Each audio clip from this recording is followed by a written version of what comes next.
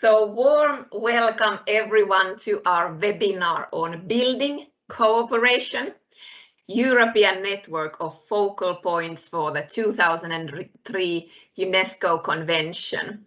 So I'm very delighted to warmly welcome you all to this quite a historical event actually. For the first time ever, we the focal points and coordinators and facilitators from, was it 44 European countries, or in the UNESCO group 1 and 2 countries, have come together to discuss how we can deepen our networking efforts.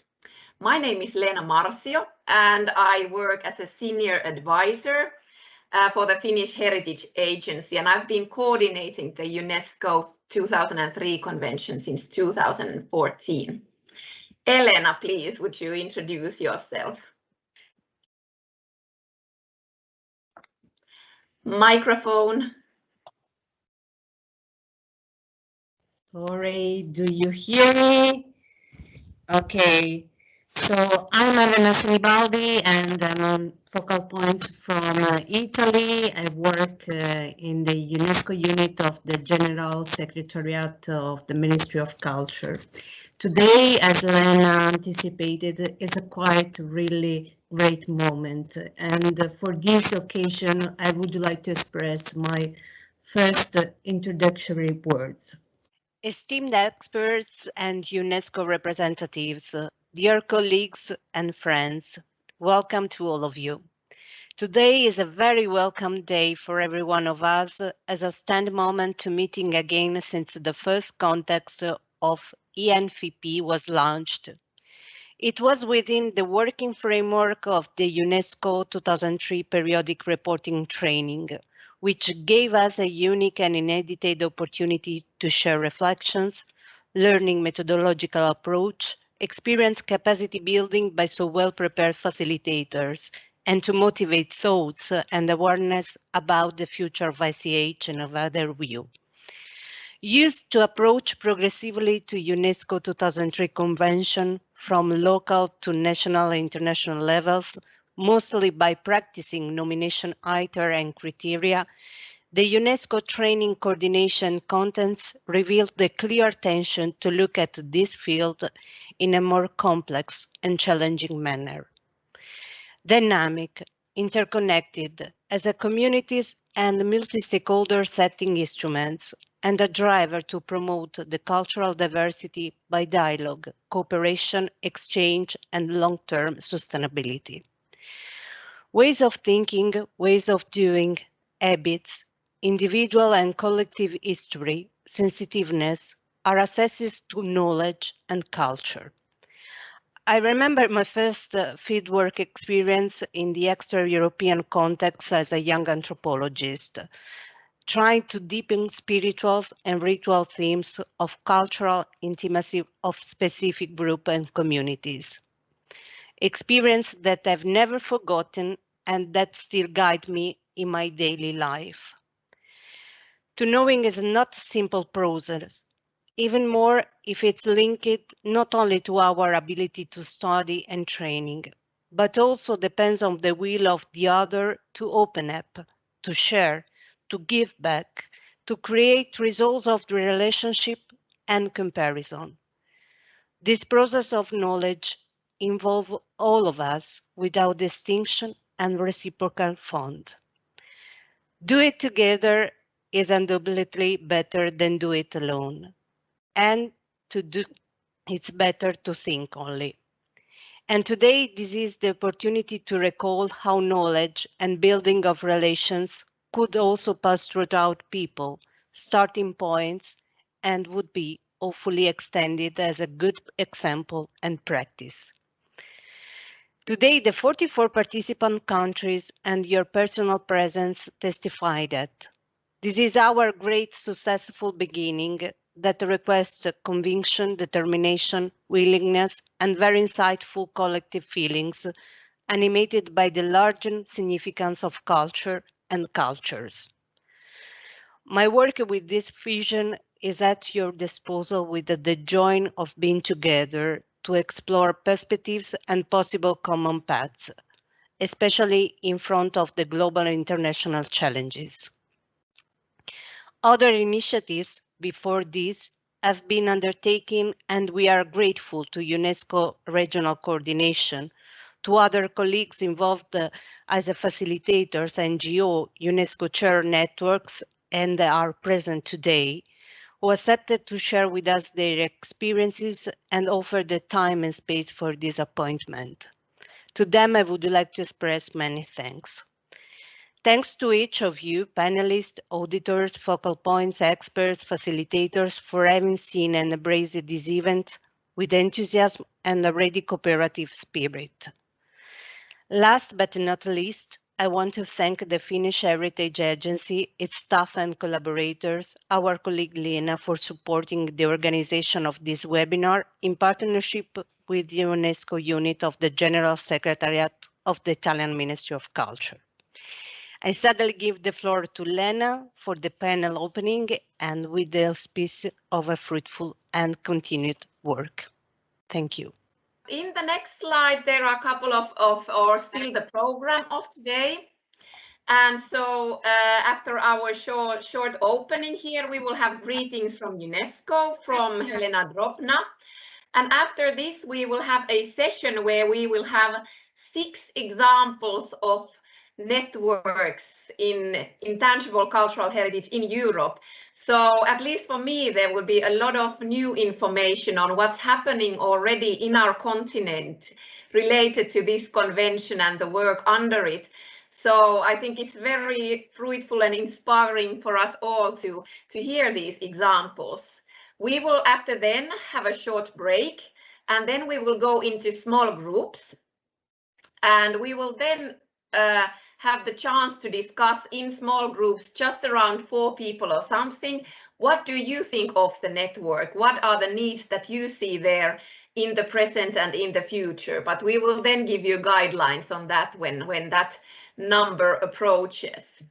And we will then come back to plenary and then end at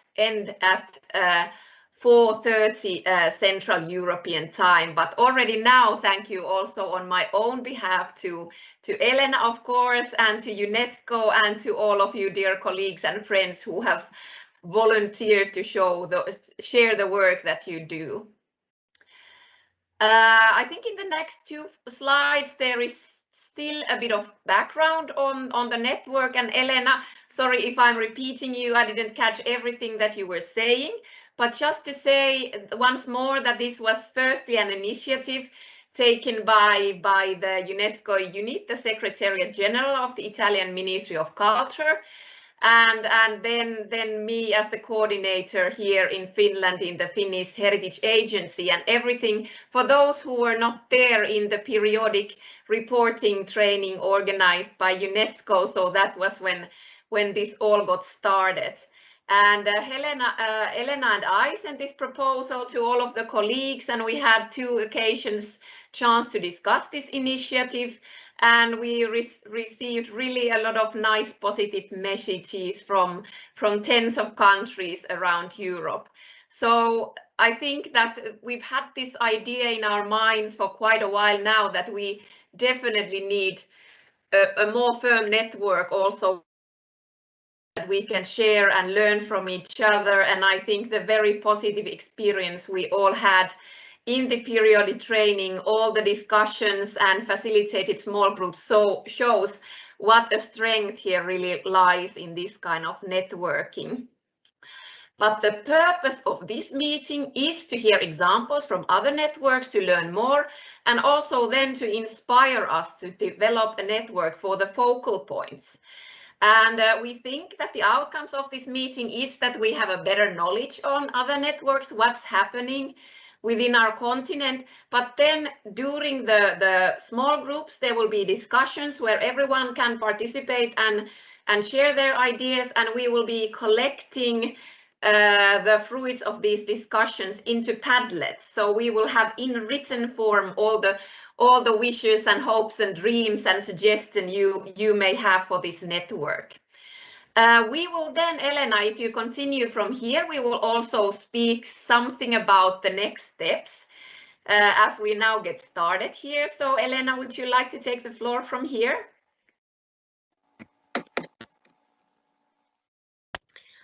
I think that we can proceed with the panel, and then we can go back to the inputs and reflect together after. Okay, so but there is already an idea that when we are now together and we gather the ideas, then in September, October, there will be the next. Yes, of course, yes, yes, of course,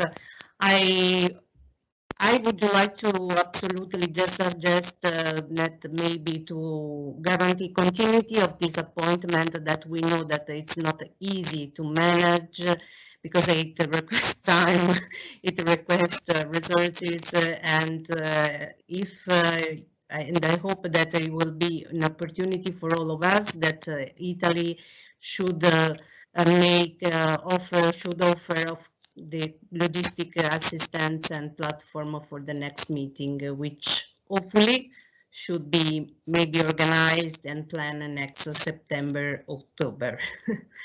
So Thank you, Elena. Yes, and maybe just lastly here to say that although we've been the initiator here, Elena and me, this is really a network for all.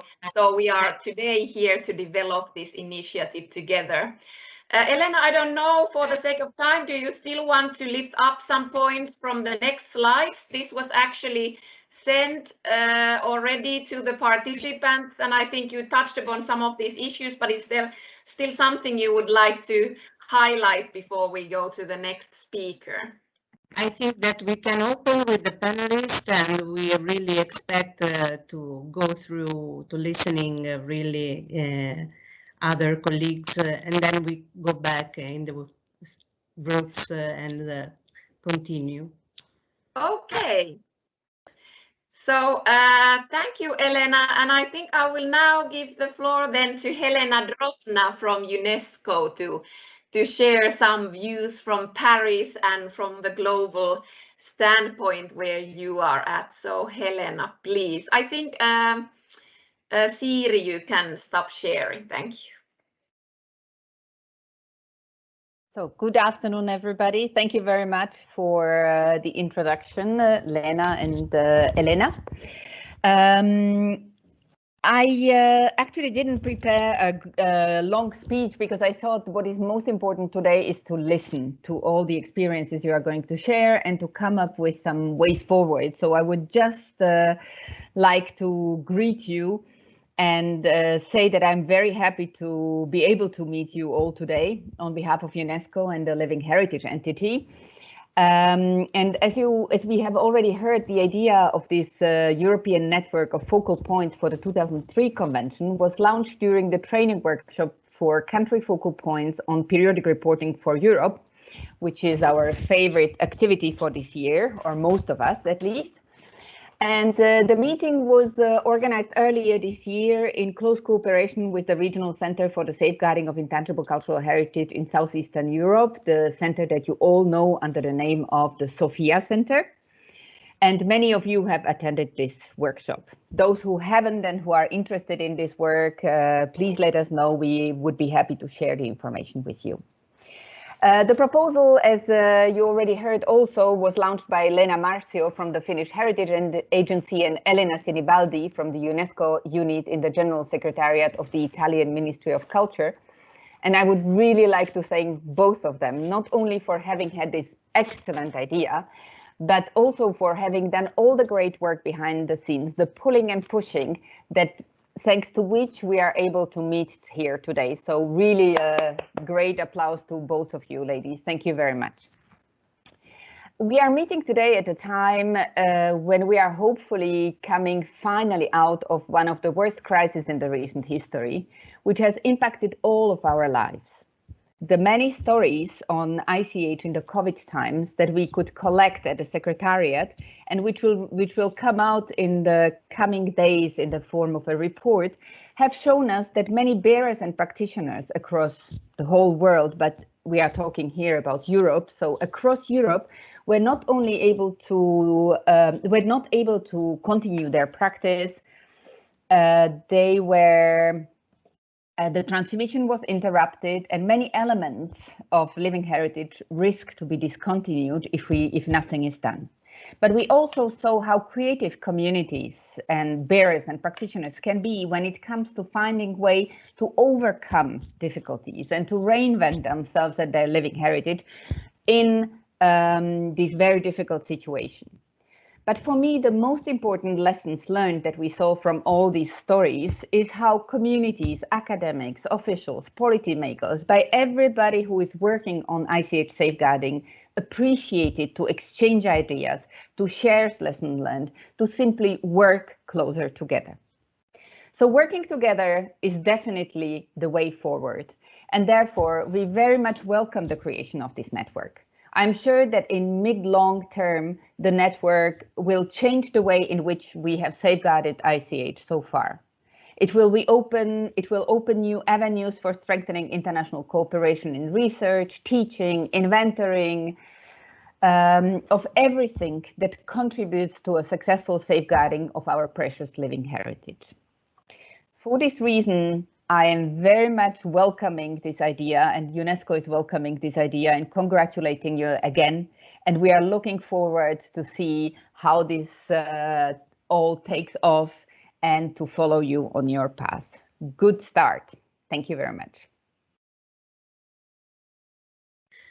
Thank you, Helena, for your encouraging words. Thank you, Helena. Really, without the UNESCO coordination, it was impossible really to really have this idea and launch, and also, you know, that it's not a case casual that this network was launched within the framework of UNESCO capacity building. So really, thank you very much. Let's go on. Thank you, Helena. So this is a really nice start for our day. So Helena saved us a bit of time, so I don't have to be that strict on my bell, which is almost a Portuguese cowbell, but not quite. But I'll try to stick around to the 7 minutes of each presenter. So Siri, you could maybe start sharing from there. And we will have in the first slide, you still have the program maybe to remind us what's ahead of us. But I think all of the presenters in the next session will have a couple of slides. So we were thinking that there will be a lot of information in this session. So it's maybe better for all of us to have a bit of visual aid so we keep better on track. But I would like to ask Jorine Nering from Belgium to start off with the regional network of facilitators under the 2003 convention. Thank you, Lena. Thank you, Helena. Dear colleagues, hello to many of you again after the periodic reporting training in the past months. It's wonderful to see how this initiative is taking form, and together with Harriet Deacon and myself as lead facilitators and 11 co-facilitators, having been working in a kind of learning network approach in the past months, it's really wonderful to see how this spirit of collaboration and learning together around the safeguarding of intangible heritage in our region and interacting with the rest of the world is taking a progressively form. This is really a wonderful initiative, and also the open approach today involving many other actors, and I think this will be one of the red lines in my short contribution now, is maybe the spirit to keep going in the years to come, how we can join all our expertises and our networks together in the safeguarding around the convention. I will have a word around the regional network of facilitators indeed, but I think it's important to just kick off by situating it in the larger work of the UNESCO 2003 convention around capacity building, which has already been touched upon. In 2011, UNESCO has started the Global Capacity Building Program around the convention, which in the first years has mainly concentrated really on training and capacity building, in the sense of getting many countries worldwide started with the principles of the convention and implementing it in their territories. As the whole capacity building program is responding to the needs of the convention, and the needs of the convention is of course evolving to be implemented in every country. Also this capacity building has been evolving. So an evaluation has been made, I think around 2017, and a new level or a new stage has been taking form, and is still very much work in progress also since 2018, where maybe just like in the rest of the evolutions that we see around the convention, also this regional dimension is taking an important part as a next step in which we can grow to build collaboration, to build networking. Being together in a region gives a lot of opportunities to meet each other, to share experiences, and so to have this model of both global, interregional, but also regional and sub-regional networking is something we can all learn from, and which helps us in our work. So in 2018, a new step was taken. There has been done a lot of work to have a vision and a mission of the global network of capacity building of facilitators, and it's online. I have put the link there. You can read it there in full, of course, if you like.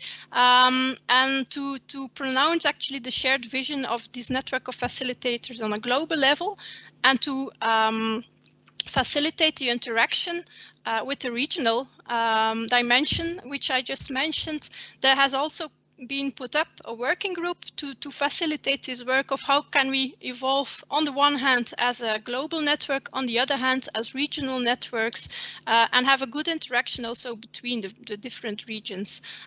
So since 2018, this takes form step by step, and the regional network in Europe has had for many years several sorts of meetings. I think one important thing is the annual training of trainers, which is organized by UNESCO. And again, I think it's important to stress, in which the Category 2 Center of Sofia plays an important role to make this possible, to host it. And of course, also the support of the Venice office is crucial there, together with the Secretariat. This makes it possible for about 40 facilitators in the European region to meet every year to get a training on specific topics in this evolving nature of the convention, and to have a shared space of knowledge, of experience, of exchange, and to see what's coming up and take new steps there in coaching and advising the countries in the implementation of the convention. Next slide, please. I think one of the main points I would like to address today, as Elena and Lena also asked to reflect on the networking, on the role, on which roles do we take as networks, where does our work lie, is that actually, I think we all see it in the participants today also, we have this kind of big learning community around the convention. Many of us meet often in the meetings, at the committee meetings, and other networking meetings. There's a researchers network, there's the UNESCO chairs, there's the ICH NGO forum, who has done a lot of work those past year, and many people act also in many of these networks, which is a good thing to put together the roles, but also to keep also our focus on the one hand, how can we strengthen our capacities together, and how can we make new steps in outreaching all this work around the convention. So it's about deepening on the one hand as networks, and on outreaching on the other hand, of course, the work of policy making and of involving different actors around safeguarding intangible heritage. Next slide, please. So I think this image nicely shows it. some of you will see people here in the different roles we all take, but I think this opportunity of having on the one hand, for example, a facilitators network, on the other hand, the new initiative that you are taking now with a network for focal points has already in Europe, even as if Europe is not one of the regions where UNESCO has really organized on a national basis capacity building workshops, even then, this approach of networking and doing things together has already delivered a lot in the past years. I think one of the initiatives we all know here has been the ICH and Museums project on the European level, where many of us have been taking part and joining forces in this kind of networking approach, and where some of the facilitators, but also the NGO forum, focal points have been together to reflect on shared challenges we are facing in Europe, and new steps we could take in safeguarding ICH with the sector of museums on the European level. These kind of networking initiatives, I think, cross-cutting all the types of networks are further to come in these kinds of settings. I think it's also valuable to mention that as there are no really trainings provided, it all depends also on the networking initiatives we are taking in Europe. But this is just one of the strengths we have in the European context. As for the network of facilitators on the regional level, maybe as a last point, there are 8 fields of activity in the facilitation, which you can also always borrow upon as a network of country focal points. And this is the providing training, of course, and support to all kinds of stakeholders, but especially also advice and support for countries and focal points especially. Also to integrate ICH in the development policies of the countries, reinforce partnerships. I think that's what we're doing today. To have needs assessments, to contribute to the development of the capacity building strategy in an overall sense, to address evolving thematic issues. Maybe that's an interesting thing to reflect upon also. You have this regional dimension, you have the global dimension, but we also have these kind of shared thematic issues, like, for example, how can you treat ICH in museums, or how can you address sustainable development? And then finally, and I see Lena is mentioning time is up, the networking building, of course, and the strengthening relationships, and have a long-term monitoring of the effectiveness of the capacity building in an overall sense. So 7 minutes is short, but I hope to have given you some impression of where the value can be, and also to keep this open mind of cross-cutting the many networks we have. I think this can really be a strength in the way forward around our work for intangible heritage and the convention. Thank you. Thank you, Jorin, very much. You're such a great person to open up this session. I think you have such vast experience in networking in so many levels in our field. So really, really good advice. And I really like the picture, and it brings me nice memories and makes me want to go somewhere from my home and to meet you all soon. So thank you for this presentation. So we will go forward, and next we will have the ICH NGO Forum, and it is Kaloyan Nikolov from Bulgaria who will be giving the presentation. Thank you very much, Elena. Lena and Elena, I thank you for opening this kind of meeting. I think it's very, very important. And now I thanks to UNESCO unit in Italy and Finland Heritage Agency. I will make a short presentation of ICH NGO Forum. The ICH NGO Forum is a platform for communication, networking, exchange, and cooperation for NGOs accredited by UNESCO to provide advisory service and intergovernmental committee in a framework of UNESCO Convention 2003 for safeguarding the intangible cultural heritage. endures pillars for safeguarding of the world's living heritage, together with the holders of the traditions and the states. The forum also welcomes the NGOs that are active in a field of ICH and in a process of the accreditation. Of course, the role of accredited NGOs in a convention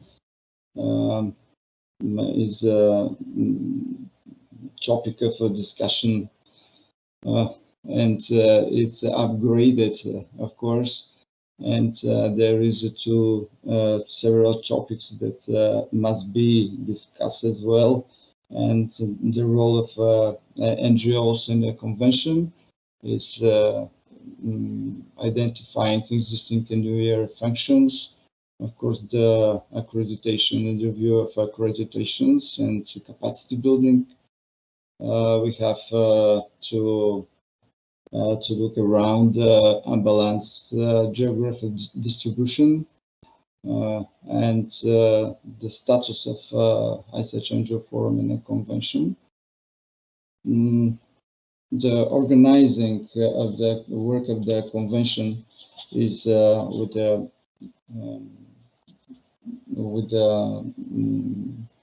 General Assembly of the convention of the ICH NGO Forum, which elected the steering committee.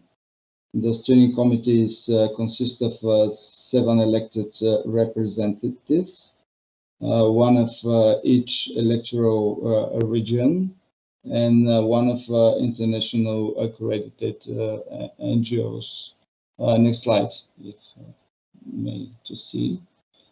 The steering committees have a monthly meetings, sometimes more 1, sometimes 2 or 3 times when they have different things to do. And all meetings of steering committees are available on the websites of the forum. The work of ICH NGO Forum is divided by the working groups of different kinds of topics, and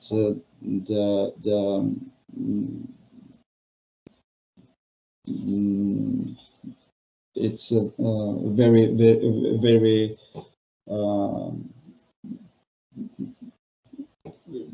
the work of the working groups is regulated by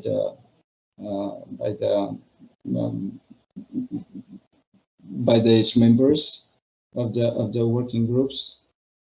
Maybe next slide is good to see. And the presentation of the ICH NGO Forum is divided in 2 websites. That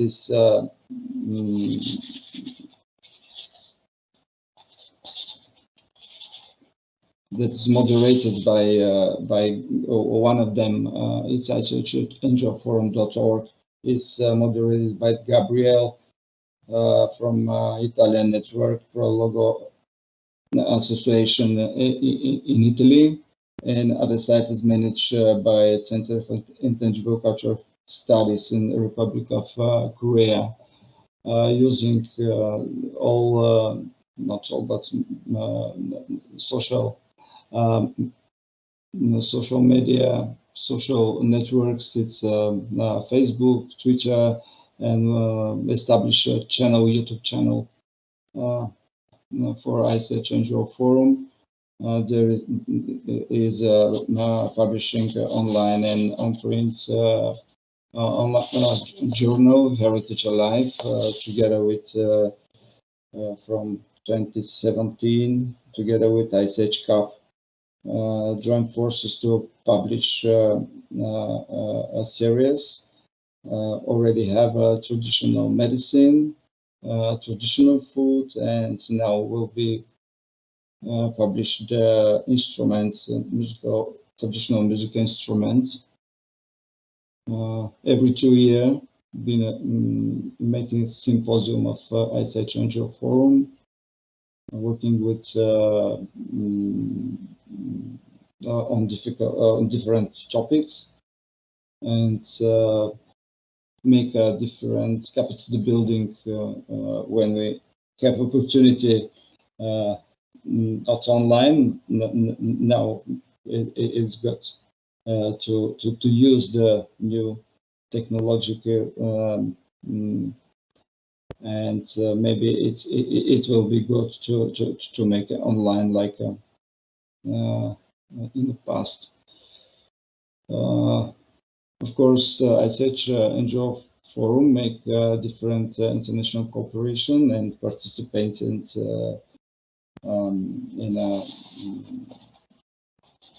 different meetings and conference, and I think that establish of Europe network for focus.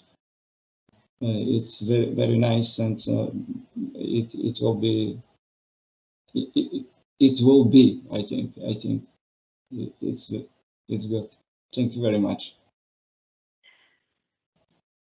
Thank you, Kaloyan, for joining us and telling us all a bit more on the ICH NGO Forum. It's been very nice to follow the developments also of this network, and especially on times when we get to travel and go to the meetings to meet up with you and your team along the way. I believe that also for you, this new normal and way of working online and having the meetings and so on, that it might actually make the world smaller for all of us. But I'm really looking forward for the cooperation, and I think that there is really room to bring together the network that we are about to start here and the work that you do. And I'm also happy to see many familiar faces from others from the ICH NGO Forum and people who are active in the different working groups. So thank you, Kaloyan. I wrote to the chat so that if you have questions to the presenters, feel free to ask them in the chat, and the presenters can either reply them there or then we can see if in the end of the program we still might discuss a bit more about them. And then also, if you presenters, if you want to share some of your links there in the chat, feel free. There might be some colleagues around today who are not yet so familiar with the work you do. But then let's go forward with the program, and next we will have the UNESCO chairs on ICH, and Mark Jacobs from Belgium will be presenting the great work that the ICH chairs are doing all around Europe. Okay, thank you very much. So you see a number of chairs. These are not the UNESCO chairs. UNESCO's chairs are research and teaching units connected to universities, recognized by UNESCO for periods of 4 years, and that can be extended. And each of these chairs is coordinated by a so-called chairholder, usually a professor, and part of the research unit are a number of PhD students or postdocs or other professors.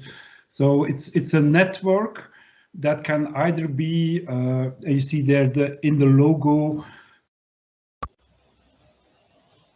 the network of chairs that can be established. Up to now, there is no unitary network for intangible cultural heritage UNESCO chairs, but this can be developed in the next years. Could I have the next slide, please? Okay, so in total there are 840 UNESCO chairs, and they are working on all kinds of topics: the study of oceans, of deserts, of climate, but also culture. And part of it are a number of these chairs are connected to culture. And here you see an overview of the culture chairs, and what you notice is that a lot of these chairs are concentrated in Europe. That's good for Europe, but this is also perceived as a kind of a problem. And we have chairs connected to every one of the heritage conventions, also those of intangible cultural heritage. And on the next slide, if it's possible to have that, you will see a list of 7 European UNESCO chairs related to intangible cultural heritage. And there's one in Mexico. It's already dating from 2011 that is there. So you see a global imbalance of UNESCO chairs. This is up to a point a problem. So this network is not intended as a European network in first place, but as a global network, and that's quite a challenge. So 55 of the chairs are devoted to heritage, 8 of them directly linked to the 2003 conventions. But you could discuss about this. There are, for instance, chairs about heritage in the future, or about topics that are interlinked with intangible heritage. So the chairs that are connected to each other, thanks to the 2003 convention, it's a chair in Belgium. I have the honor of coordinating this. One in Estonia, and I see that the chair holder and one of the collaborators is here among us. One in Estonia, one in Germany, a new chair in Italy focusing on comparative law, in Latvia, also Anita is present in the virtual room, in Portugal, in Turkey. So, and these chairs try to connect and to work together. And can I have the next slide, please? What we have attempted, we are meeting each other in, for instance, the intergovernmental committee meetings. Some of the chair holders are also part of the delegations or of NGOs or are observers of the convention. Others are not. And what we've tried to do is to bring these chairs together to collaborate and to find common points and common projects. And one of the things we have tried to develop is to set up a system of, on the one hand, exchanging researchers, or at least that was the plan, and to set up projects together and to for instance, invite, if a PhD is defended, to invite one of the other chair holders to be part of the jury. And this network of chairs tries to be of service for the UNESCO family linked to intangible cultural heritage, but also provide a number of critical thoughts and approaches. And can I have the next slide, please? So the intention was to meet at the intergovernmental committee meetings, and we had the plans in 2020 to publish a folder together and to organize a research meeting in Paris in June or in December, but thanks to COVID-19, all of this was cancelled. We had the ideas to exchange researchers, and also this was postponed.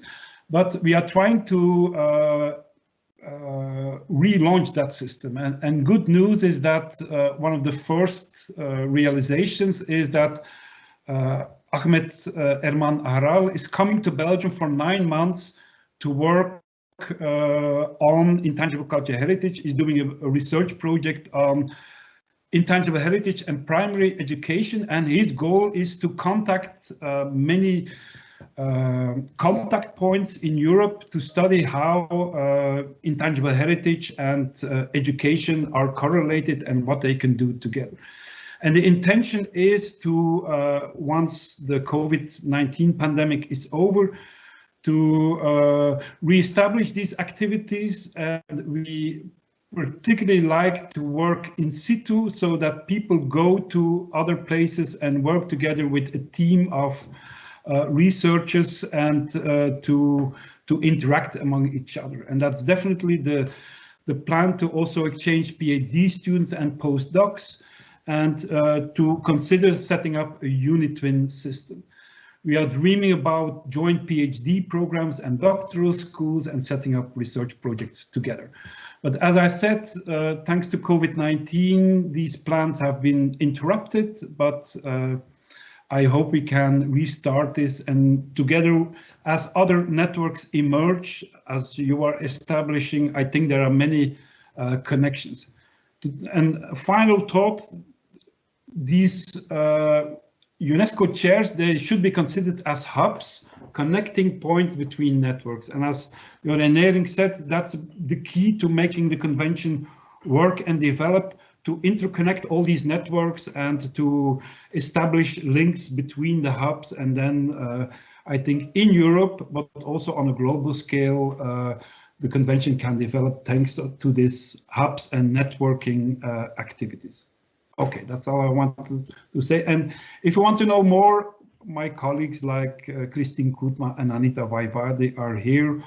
I'm not the official spokesperson, so we have to set up the network, and I hope we can develop that the next years. Thank you. Thank you very much, Mark, and I'm really happy that Anita and Christine, you could also join this meeting. Very important presentation. I feel at this end at least that there's also room for improvement of the focal points to connect better with the research and what is happening in the research field. And I somehow also feel that now through this periodic reporting exercise, we will have more resources to look into the research and how can its findings be better rooted in the safeguarding work and in the implementation work that we do in the national levels and also in the region. So thank you, Shorin, for remembering the Padlet. So yes, during the periodic reporting training, UNESCO and the facilitators opened up the Padlet where all of us focal points were introduced. So there is a really nice Padlet that is a website where all or at least most of the focal points are presented, so with photos and who we are and what we do and where we work. So definitely check out the link posted in the chat. And if I understood correct, it's also possible, if not today, then maybe later in the week, to make new additions there. So if you're not yet in the Padlet, you are free to contribute, so we can share our knowledge and who is who and so on. So thank you, Shorin, for that. We go forward in the program, and the next we will hear then more about the regional center for ICH in Southeastern Europe. And it is Mireva Staneva from Bulgaria, from the Sofia Center, who will be telling us more. Hello everyone, thanks for inviting us to join this meeting and to be part of these great initiatives of developing such a nice network in the Europe region. I will present you briefly the activities of the regional center in Sofia, which was inaugurated in 2012 with the purpose of safeguarding and promoting the intangible cultural heritage of the countries in Southeast Europe. The center is part of a network of 7 Category 2 centers in the world and only one for now in Europe.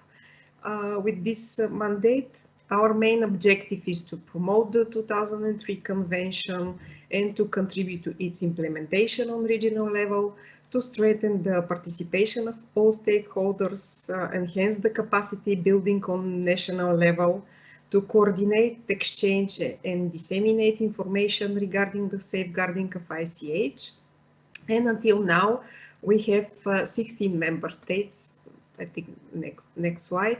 16 member states, which you could see on the slide, which are members of our General Assembly, which is the managing body of the regional center, and they are directly involved in our activities and planning our activities during the year. The center works mainly in 3 fields of activities. I think it is the next slide. The first one is one of the main goals of the regional center, is to support and encourage the countries of the region to strengthen their capacity for safeguarding of ICH, mainly at national level. In this regard, the center is organizing a series of training seminars in the frame of UNESCO Global Capacity Building Strategy in the field of ICH.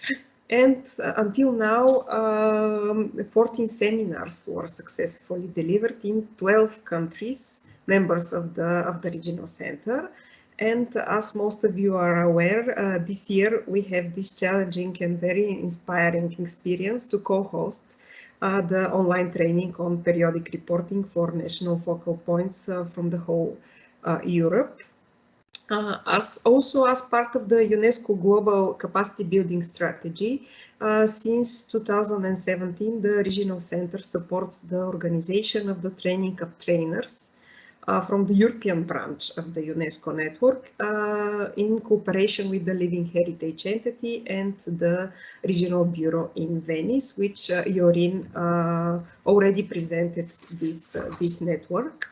We are organizing each year a training for trainers, and this year, as many other events, the training was switched in a virtual modality and was focused on the periodic reporting. We are also organizing different international conferences and roundtables with participants from the member states of the center on topics concerning the safeguarding of ICH and good practices, such as the traditional annual roundtable, university meets, the museum, and for example, for this year, we are planning to organize a webinar series on the digitization of intangible cultural heritage and a conference focused on safeguarding of culinary tradition in Southeastern Europe. The Regional Center also focuses its efforts to enhance the regional and international cooperation in the field of ICH through networking and active partnership. Pursuing this goal, the Center is realizing activities aiming at exchange of information and knowledge for the safeguarding of ICH and the promotion of best practices in related policies. Among them are the organization since 2013 of the annual meeting of Southeast European Experts Network of ICH. And we are happy that this year the meeting will be held alive eventually in Sofia in July. In 2018, the Regional Center initiated the establishment of a university network for safeguarding of the intangible cultural heritage. The network comprises representatives of universities, which are based in all member states of the Regional Center. And at the founding meeting, the delegates united behind the proposal for implementation of joint projects for the exchange of study findings, training materials, and the possible development of training curricula in the area of ICH. At the end of the year, we are also this year, 2021, we are planning to organize second meeting, eventually online, of the university network. And before the meeting, we are planning to initiate a survey in the member states, which aims to identify current relevant university initiative, program and projects in the region with a specific focus on their work during and after the COVID-19 pandemic. In 2018, we also launched a process of mapping non-governmental organizations active in the field of safeguarding of intangible cultural heritage in the region. And the aim of this initiative is to encourage the participation of such organizations in the process of safeguarding and promoting the intangible cultural heritage. The Center developed a contact data forms, kind of questionnaire about the NGOs, which to be circulated in all focal points and all members of the Regional Center, and to collect information about the NGO in the region. Until now, we have more than 40 NGOs completed the contact data form with the relevant information which we requested. And we continued this mapping process with the involvement of students who are making their internship in the regional centers, and they're helping us to more actively identify stakeholders in the member states and to create a database so we can enlarge our networking activities.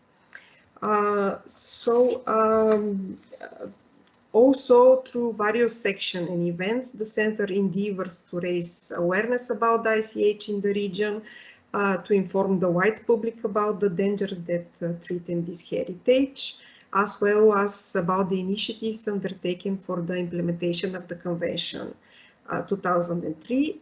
In fulfillment of this objective, the Regional Center is supporting and organizing international representative events such as film festivals, exhibition, promotion materials, and other events.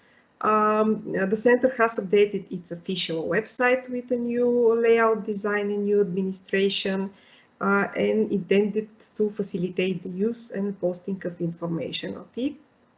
And every year the center publishes the Living Heritage Journal, which is a publication dedicated to the research, safeguarding, and popularization of intangible cultural heritage in the region. And there is an open call now for papers for the issue for 2021, and the deadline is June 15 if you would like to apply for this call and to be published in this year issue of the Living Heritage Journal. The Regional Center developed also the online newsletter, which is sending 3 months, which is sent every 3 months with information of its planned activities, which was diffused among all of our partners. Next slide, please. In the future, if you can wrap up in 1 minute. Okay. In future, we plan to expand and diversify our networks of the center and to look for a way to include them more actively in the safeguarding of ICH on the regional level, and eventually to create links between the different networks and stakeholders. We plan to work in 4 directions to enhance the information sharing by the publication of the centers, the Living Heritage Journal, and other informational materials, to develop a strategic partnership with organizations working in the field of ICH, to eventually prepare joint project proposal in the new program period for European funding, and other joint raise awareness events, to organize relevant forums with participation of all of the members eventually, and all of members of this network, and to enhance our website and social media so they to become a platform for dissemination and exchange of information. So on behalf of the Regional Center, I would like to again congratulate you about this initiative to develop this wonderful network, and to assure you that we from the centers, we are ready to cooperate with you on this network, on developing the network. Thank you.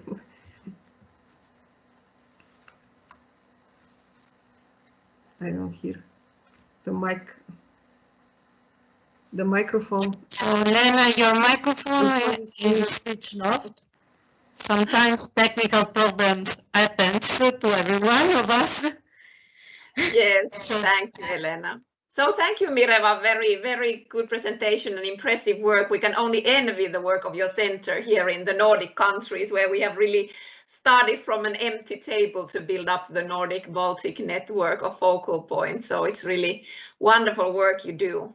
But let's go forward with the program. So we have two more presentations in this session. So next is Matteo Rosati from the Southeast European Expert Network on ICH.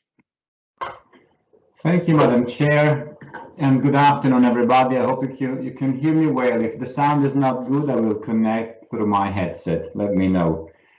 I will spare you the presentation about who I am and what UNESCO does in the region, and let's go straight to the subject for the sake of time, which is the Southeast European Expert Network on Intangible Cultural Heritage. Next.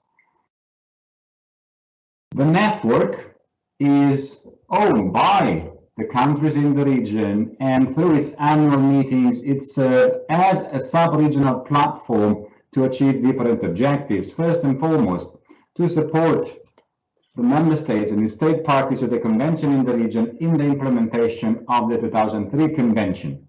In order to do so, the network promotes the sharing of knowledge and good practices on national measures to implement the convention, and it contributes to develop capacities and to reinforce regional and cross-border cooperation with and among the countries in the region. In more general terms, the network also serves to enhance a common understanding of opportunities and challenges linked to the safeguarding of intangible cultural heritage as a key asset of Southeast European cultural diversity and a driver and enabler for the sustainable development of the region. Next. The network is coordinated by UNESCO through the Regional Bureau for Europe, and it's participated by all countries under the geographical purview of this regional bureau. It's 14 countries that you see in the slides, plus 2 observers, which are Austria and Italy. So we have at the time being a 14+2 format. Next.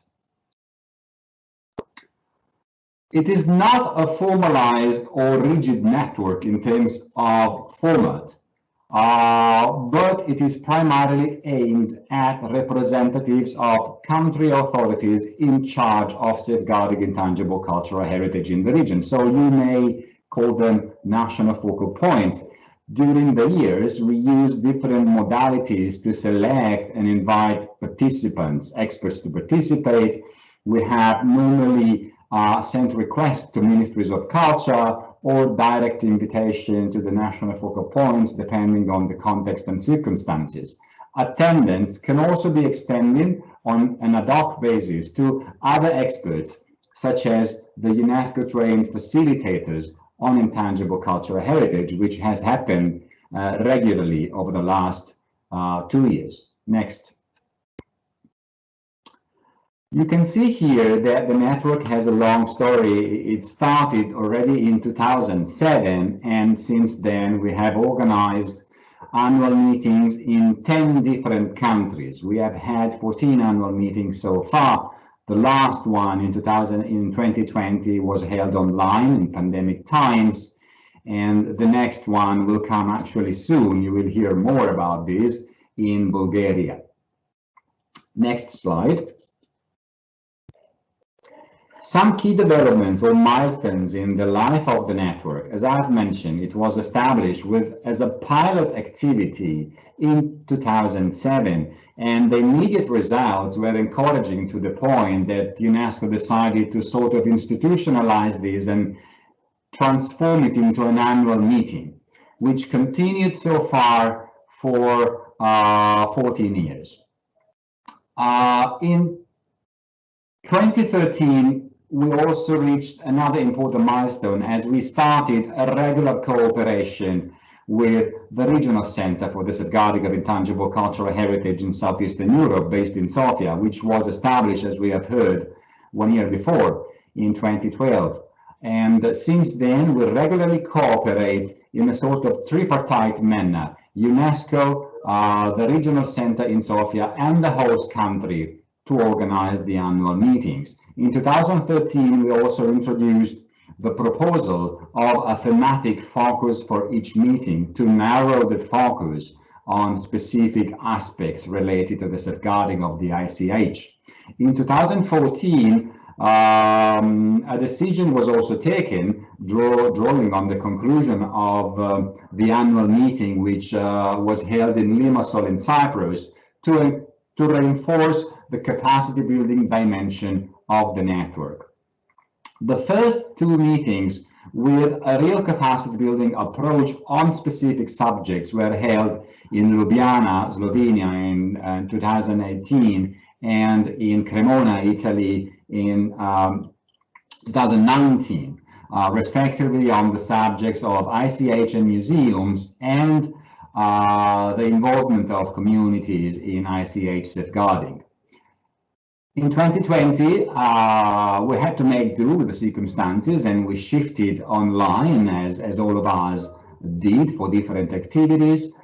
So we adapted to the virtual modality, which gave us the opportunity to extend the participation to all UNESCO trained facilitators from the countries that are participating in the network. So we had a big group of experts, and we could see that these greatly enriched the discussion and the exchange of experiences between the participants. We are oriented to keep this format, although, as I have said, we do not want to make it too rigid or final. in a given forum, to leave enough leeway or room for maneuver to adapt to the circumstances and to the specific subjects and modalities that are decided for each annual meeting. Next slide.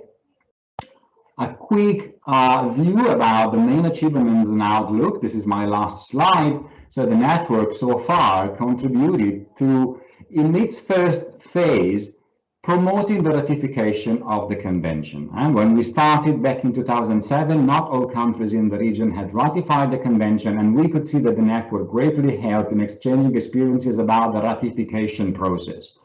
After that was done, of course, the key focus was on supporting the advancement of the implementation, so exchanging experience and good practices on measures that are taken by the countries in the region to implement the convention.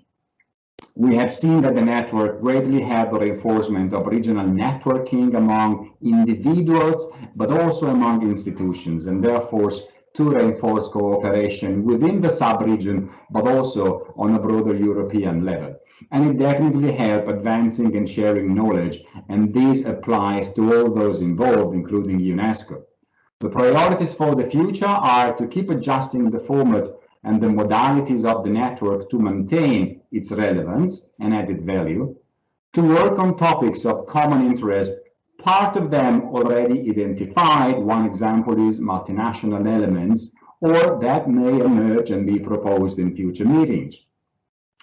The next one is to reflect the multidisciplinary and multi-sectoral dimension of ICH. When I keep up a dynamic format and flexible format, I also intend the necessity to progressively enlarge participation to experts and resource persons from other domains and other disciplines, because intangible cultural heritage is definitely a multidisciplinary and multi-sectoral subject. And ensure complementarity, which we'll start discussing today, and a synergic action vis-à-vis other relevant initiatives and networks in the region. Of course, this is not an exhaustive list, it's an open-ended one, but these are the priorities which we have noted based on the most recent developments of the network. Next. And this being said, I leave you and greet you all with this postcard from Venice, which is home to the UNESCO region of Europe. And I really hope that we can soon meet all of you either in Venice or anywhere out of a screen. Thank you very much. Thank you, Matteo, so much for these words. You are indeed fortunate in that part of Europe to be so well networked. So I am even more envious up here in the north. But as well as Mirela notes there in the chat that there are various networks and what's happening in them. So sort of how we can think what this new network can do, and also all of this that is happening around Europe already now. How could we maybe even further benefit from this cooperation also in the countries that are outside of these networks? But lastly, here is one more presentation, and it comes from up here north from Finland. So Matti Hakamäki will tell us about the Nordic and Baltic Network on Intangible Cultural Heritage. Okay, thanks a lot, and it's a privilege to be here to talk about our network. It's very, very nice to see and very intriguing to see these networks building up. This COVID time it's very dramatic for the world, and it has been and it still is for some time, and I really hope that we are now remembering this time only from the bad sides, but also in a time where there were networks and international networks built up, and on this way try to look at the bright side of all the things going on. Okay, so my name is Matti Hakamäki. I'm from Finnish Folk Institute. I'm the director of this institute, and we work on the field of folk music and folk dance and ICH, archive work, museum work, education, actually very many different activities we have. We have publications and so on. And we have been accredited to the 2003 convention since the year 2018. And so the Nordic and Baltic network for ICH, actually it began from these activities. We had a project going on maybe 5 years ago. It was initiated by Norwegian Crafts Institute, and they were networking with the organizations of the Nordic countries in the field of ICH and safeguarding ICH, and from that project there is this safeguarding practices.com webpage. You probably have heard of it. If not, then please go and check it up. It's a joint webpage for good safeguarding practices of ICH in the Nordic and Baltic regions. And actually it's getting more open. It was first only the Nordic countries, but now it's opening up, and we are very proud of this webpage. But after these activities of this project, we start to think that we have been learning, or the people who were involved and the organizations who were involved in these activities, we were thinking that we are learning so much from each other that we don't want to stop here. We want to go on, and then 2019 there was formed our network. So the network, the aim is to share good practices on community involvement in a wider scope. And the informal network envisages regular meetings open for all stakeholders and domains working in the spirit of the UNESCO Convention. And so Nordic and Baltic Network on Intangible Cultural Heritage, the focus is on community involvement, but actually that gives us space to work on actually any levels or any domains. And this is what we have been doing, and hopefully we will be doing it in the future also. The process went on so that in the winter time 2019, we had another seminar in Espoo, Hanaholmen, and it was from the Lena's Lena organized and with other stakeholders also organizing this seminar, and it was very important for us, and we kind of formalized the committee for the network there, and then also decided that we will apply for funding, and with the discussions with the committees, we went forward having the project plan done, and also we got the funding for this small project, and now we are in this still in this process. We can go to the next slide, please.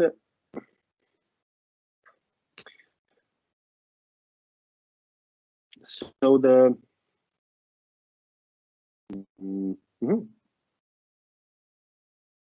okay, do I have another slide?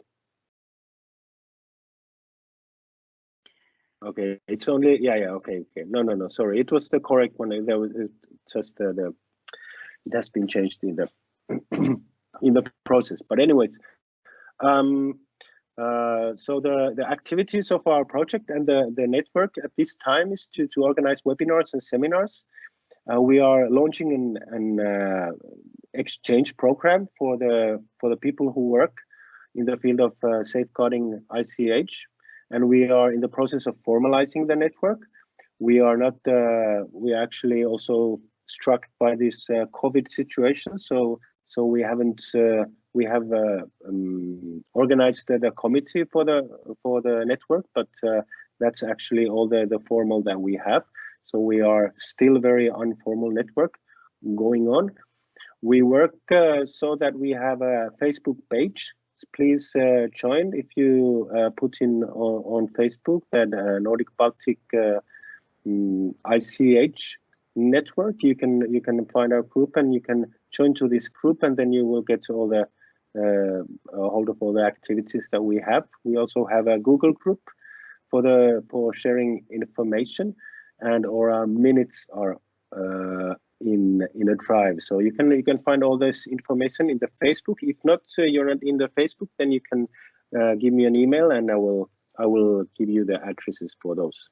So it's not only for the Nordic and Baltic people or the countries. We are also in our webinars, in the seminars, we have had guests from other countries, other continents, and we are very, very happy for that. And it has given us more ideas and more ways to share our work and learn from others. About the recent webinars we just had it was maybe in January, if I remember correctly. We had a very, very nice webinar about the national inventories in the Nordic and Baltic countries. So we went through all the countries, like what kind of experiences they have from the inventory work. And it was very educating, I think, for all of us. And now we are having another webinar in 16th of June. So please join us if possible at 13. So it was 1 o'clock Paris time, yes. And the topic is sustainable development and ICH. And yeah, especially we are focusing on community involvement and these experiences. Also, we are planning a seminar for the autumn time. We are still hoping to do it, but we will see how the COVID will go on. And now in this June seminar, we are also launching this exchange program. So we had from the project funding, we can use for some people from these countries to get some funding to visit other stakeholders, other organizations where the safeguarding work is done. So we are very much hoping that we are getting our network stronger with these physical visits or online visits. Also, it's possible nowadays to do, but hoping to do the physical visits. Kind of get the nodes of the network to build stronger. So, in brief, maybe this is all. You can see the web page over there, and I will be adding to the chat the crucial web pages and the information so that you can find more info. Yes. Yeah. Okay. Actually, that was all. Okay. Thank you very much, Matti, for this excellent presentation. And Marit Stranden has already actually shared the links on the chat, so everyone gets on track and can find more information. But it's been really a pleasure to see this new network growing. And as a focal point, I really see and feel how the work that you are doing with the networking of NGOs also supports the work that we are doing then on the state level. We have now finalized this session, but Elena, my dear colleague, would you like to highlight some of the points from this panel before we go into the break? Thank you, Lene. Thank you, all speakers. Yes, I think that will be helpful for the next session, just to summarize maybe some points. And you know that Elena Drobna also underlined to us the importance of the current moment, crisis moment that we are facing. So we know that also after COVID or during this latest period of facing COVID, ICH still continue to play a vital role in this response in terms of cultural policies. And it's a good key of response, but it's also there are treaties and risk for ICH. And every one of our speakers underlining the experience of networking as a tool and instruments to develop capacities and somehow to promote knowledge in terms also of cooperation at a different level. And it's very important how facilitators network testify the opportunity and consolidates communities of practice of experts and networking also focused in safeguarding and training, and you know that try to also experiences tools, developing skills, try to collect different kind of actors, which plays a vital role in safeguarding ICH and UNESCO 2003 convention, such as facilitators, UNESCO chairs, NGOs, focal points, and so on. At this point, anyway, Mark Jacobs also underlined that even if we have a great opportunity to develop knowledge and to focus in some studies connected to ICH, there are not so many UNESCO chairs so dedicated at ICH. And this is also a very important issue maybe to consider, even if there are a lot concentrated at the European level. Indeed, we have, you know, the unique testify from NGO Forum, the experts that join the NGOs practicing regular biennial meetings, developed an opening forum, but they also joining the seats on the evaluation body of the convention, and they moved from an informal organization to the steering committee structure.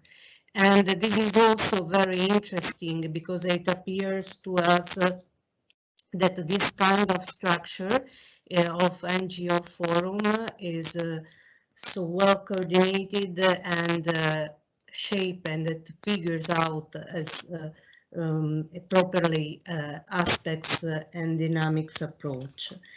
Indeed, we have, you know, the experience of UNESCO Sofia Center, and it was very important how showed to us the importance of networking, the cooperation among states and countries, but also the opportunities to communicate what you do through communication, website, Facebook, newsletters, and so on. This also it's also very important when you know you would like to raise awareness about not only the activities of the center, but you know, the spirit of the convention and the various meanings and values of the ICH. It was also important to mention the International Journal and the initiatives also that would like to combine the promotion of ICH by digitization ICH. This is one of the main crucial, I think, issue to consider in our reflection. And then we proceeding with Matteo Rosati, and Matteo showed to us one of the main representative network of ICH, maybe in the region, in European region, that started since so long, and showed to us how it would be possible to maintain and continue this good practice, and how these initiatives was started by involving the authorities of each country involved, but then it's also extending and also involved experts from different profiles and starting exactly from facilitators. And it's very important how Matteo Rosati and emphasize also the work of the UNESCO Southeast Europe network of the ICH experts in terms of sharing knowledge, good practice, implementation of the 2003 convention, develop capacities, but also it is also a tool for identify opportunities and challenges. In that sense, the priorities for the future of this network is still maintain the attention on the network itself, but also to work on specific topics by multidisciplinary and multisectoral dimension and approach to ICH. Not, of course, by forgetting the interaction and synergies with others. In the end, we have such a great contribution from Matti. Matti mentioned the Nordic Belting network of ICH, and it's very interesting your experience, and because it's really an open space of reflection, an open space to be joined for everyone, and it's another maybe possibilities to really approach it at the networking, especially because you underline in the attention paid to the communities and the involvement of the communities itself, which is absolutely one of the fundamental and principal prerogatives of the convention. So you know, I would like to thank you, every one of you, because we spoke about different levels and with different ways to create a networking and maintain cooperation, but at the same time we have different approach and issue to consider for our next discussion. So if you are agree, we can make a break for maybe 5-10 minutes. Lena? Yes, thank you, Elena, so much for summing up the panel and the discussion. So we shall have now a 5-minute break. So let's get back at 3:35 or 4:35, depending on where you're sitting, but 5-minute break, and then it's your turn to discuss and tell what you think. So don't go anywhere if you don't absolutely have to. So let's continue in 5 minutes. We can consider 5-10 minutes. Thank you so much. Yes. See you soon, but get back in time because we will be dividing people into groups. And if you're not here, you cannot get into the group. So please be back in 5 minutes.